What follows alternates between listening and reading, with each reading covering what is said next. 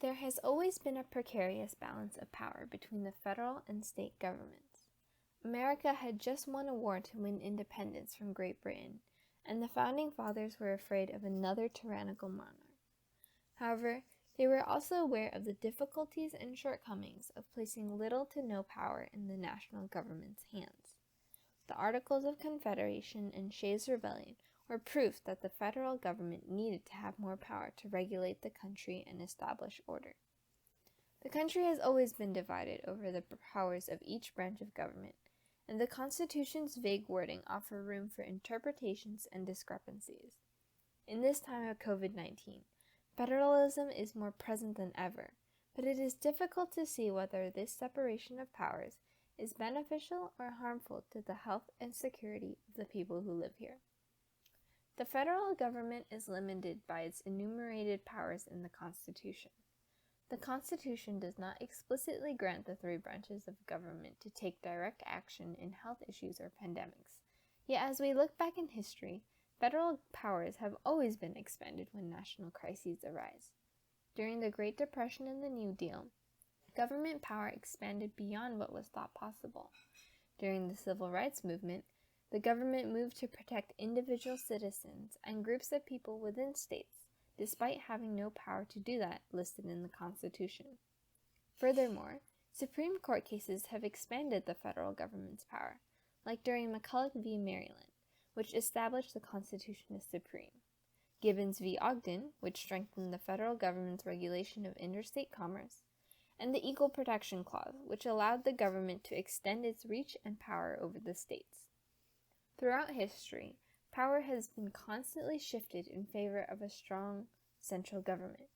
In times of trouble, states and citizens turn to that government, the one with the resources and ability to help the nation get through these times and assist where needed. However, this pandemic has been different. The concept of federalism, the division of power between national and state governments, is being reiterated again and again by our leadership. The fundamental beliefs of the Founding Fathers has resurfaced and has reared its face in the midst of this crisis. The administration is choosing to hand power back to the states, and local governments are left to make their own decisions. States decide quarantine policies, healthcare guidelines and regulations, and details about when to reopen their economies. The Constitution itself places responsibility in the hands of the states to care for the health and welfare of its citizens. The federal government has taken an enormous step back and is letting state governments take the reins on how to handle this situation. Without strict restrictions and the national government casting a shadow over every state, governors and mayors have a lot more freedom to do what is necessary for their county or area.